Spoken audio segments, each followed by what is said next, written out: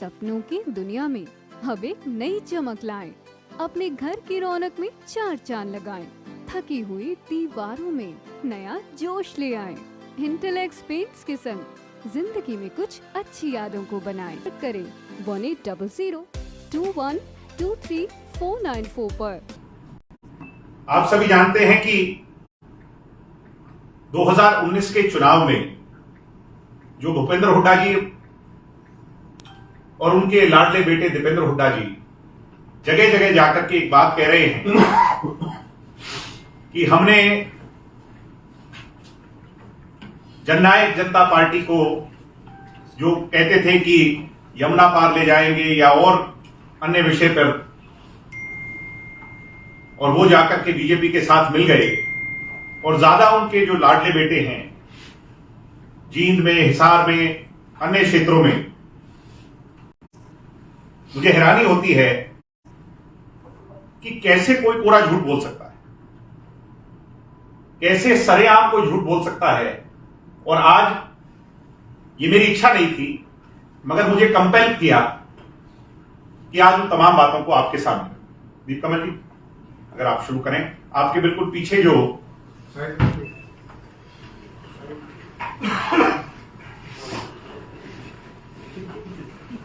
अगर आप camera roll कर ले तो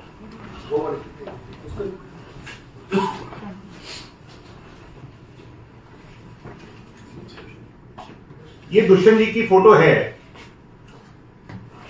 जब हमारी 10 सीटें हम जीत चुके थे। हरियाणा में 40 सीटें भारतीय जनता पार्टी को, 10 जेजेपी को और 31 सीटें कांग्रेस को, एक आईएनएलडी को और अन्य एक कांडा जी की पार्टी को और निर्दलीय को। हरियाणा की जनता का मैंडेट क्लियर नहीं था। फ्रैक्चर्ड मैंडेट में जब विधायक दल की बैठक हुई तो विधायक दल की बैठक में यह फैसला लिया गया, और ये एक रेप्यूटेड न्यूज़पेपर की कटिंग है, मैं नहीं कह रहा। दुष्यंत जी इसमें नेता चुने गए, ईश्वर सिंह जी उपनेता चुने गए, अमरजीत ढांडा जी चीफ विप चुने गए। सरकार बनाने के लिए विधायक दल ने यह फैसला किया, 10 के 10 विधायक ने। इसको रोकिए, ये प्रेस कॉन्फ्रेंस में आपको उसके बाद चलाऊंगा, अगर 2 मिनट मेरी बात पे गौर करें। और भाई राष्ट्रीय कार्यकारिणी ये फैसला ले कि हम किसके साथ हैं। अगर मैं गलत नहीं कह रहा, निशांत सिंह जी मुझे परमिट करें, उस समय मैं मौजूद नहीं था मगर ये मौजूद थे।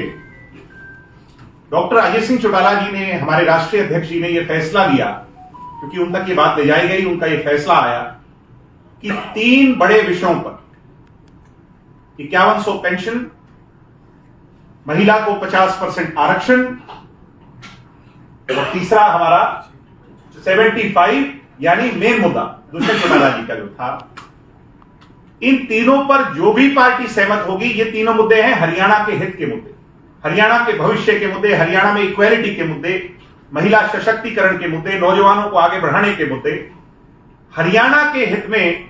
क्योंकि फ्रैक्चर्ड मैंडेट है और ये तो है नहीं कि दोबारा चुनाव में जाया जाए, एक अलग बोझ जनता पर डाला जाए।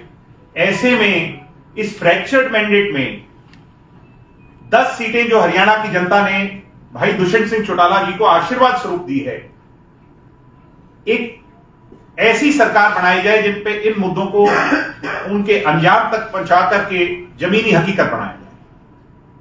इसलिए दुष्यंत चौटाला जी ने इस तमाम जो मैंने आपको डेवलपमेंट्स बताई, इसके बाद एक प्रेस कॉन्फ्रेंस किया। मैं चाहूंगा कि उस प्रेस कॉन्फ्रेंस की क्लिप चले।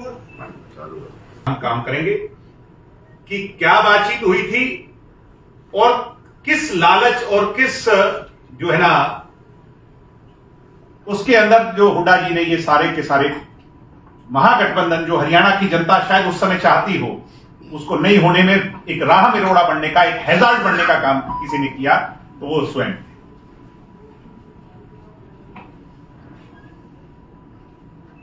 परिणाम स्वरूप ना तो कांग्रेस कोई सीट जीती, जो कि हाइपोथेटिकली स्पीकिंग, अब तो ये इतिहास है, किसी से छुप नहीं सकता। पिताजी भी हार गए, बेटा जी भी हार गए, हारे के नहीं हारे। और इसका खामियाजा अन्य विरोधी दलों को भी भुगतना पड़ा, चाहे आम आदमी पार्टी थी चाहे जननायक थी।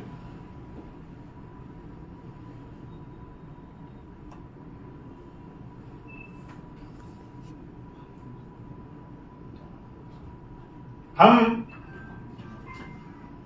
इसको कंक्लूड करें, क्योंकि बहुत सारे जवाब हुड्डा जी ने देने हैं और वो ये कह रहे हैं कि मेरी किसी से कोई बातचीत नहीं हुई। कुछ चीजें राजनीति के अंदर अगर दबी रहें तो ज्यादा बेहतर है, क्रेडिबिलिटी बनी रहती है। मैं इतना ही कहूंगा, अगर वो हमें इस बात के लिए कंपेल और मजबूर करेंगे तो फिर हमारी ये मजबूरी बन जाएगी जनता के सामने उन बातों को भी उजागर करने की। अगर वो ये कहेंगे कि कांग्रेस के किस सीनियर नेता से बातचीत हुई, तो गुड़गांवा के अंदर दोबारा प्रेस कॉन्फ्रेंस कर रिकॉर्ड फोन कॉल्स के साथ मैं आपको वो भी आपके सामने बताने का काम करूंगा, और हुड्डा जी से कब बातचीत हुई, किस माध्यम से हुई, वो भी करने का काम करूंगा। इंटेंट क्लियर है, बदनीयती क्लियर है कि भूपेंद्र हुड्डा नहीं चाहते थे, और आज जगह जगह जाकर पिताजी और बेटाजी राग रो रहे हैं, गा रहे हैं कि दुष्यंत चौटाला बीजेपी के साथ चले गए, दुष्यंत चौटाला हरियाणा के जनहित के मुद्दों के साथ गए हैं। बीजेपी से हम पहले भी अलायंस में रहे, जो हम कहते थे ना कि कांग्रेस के साथ 7 पीढ़ी नहीं जाएंगे, वो इसी सोच के लिए कहते थे, क्योंकि कांग्रेस की सोच हरियाणा के लिए नहीं है। कांग्रेस की सोच हरियाणा के लोगों के भलाई के लिए नहीं, पिताजी और बेटाजी की भलाई के लिए है।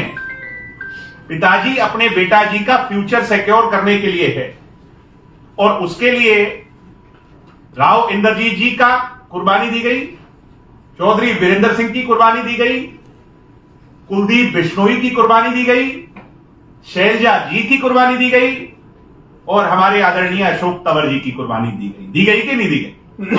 यानी बेटा जी का फ्यूचर सिक्योर कैसे हो, उसके लिए पिताजी कोई भी कुर्बानी देने को तैयार है। और दुष्यंत चौटाला ने, क्योंकि हरियाणा की जनता दुष्यंत को मुख्यमंत्री देखना चाहती थी, दुष्यंत जी ने उस पद की कुर्बानी देकर के आज उन मुद्दों की लड़ाई लड़कर 75% को लागू करवाया, महिला को 50% आरक्षण दिलवाया, हरियाणा में जनहित के सैकड़ों ऐसे फैसले लिए। एक मन में टीस है 5100 नहीं कर पाने की, मगर वो दिन दूर नहीं कि जन सहयोग के आशीर्वाद से, जनता के, बुजुर्गों के, हमारे जो देवता रूपी हरियाणा का वोटर है, उसके आशीर्वाद स्वरूप वो सपना भी पूरा होगा, और 5100 नहीं, उसको भी और आगे ले जाने का काम होगा। इसलिए आज मैं इस बात को यहीं सीमित डायरेक्ट तक रखना चाहता हूं, और निशांत सिंह जी से कहूंगा कि कुछ विषयों पर वो भी आपसे चर्चा करना चाहते हैं, हम इसे कंक्लूड करें। इसके पश्चात आपके जो सवाल और जवाब हैं वो हम जरूर दे पाएंगे। मेरे हिसाब से आप इस बात से वेल सेटिस्फाइड होंगे कि आज भूपेंद्र हुड्डा जी पूरी तरह से एक्सपोज हो चुके हैं, उनका झूठ उजागर हो चुका है, जनता के पब्लिक डोमेन में आ चुका है। दुष्यंत चौटाला की राजनीतिक भ्रूण हत्या, आप मेरे वर्ड्स को थोड़ा सा नोट करें, दुष्यंत चौटाला जी की राजनीतिक भ्रूण हत्या भूपेंद्र हुड्डा नहीं कर पाए। दुष्यंत चौटाला जी की परिपक्वता से आज जननायक जनता पार्टी के हजारों लाखों कार्यकर्ताओं की मेहनत से ये परिवार एक मजबूत और सशक्त परिवार है, जो कि चौधरी देवीलाल जी के सपनों पर आगे अपने कदम बढ़ा रहा है, उन्हें सच कर रहा है, और इसका झंडा हुड्डा जी आप नहीं रोक पाओगे। ये झंडा तो हिमालय की चट्टानों से ऊंचा जाएगा, वहां फहराएगा। बहुत धन्यवाद।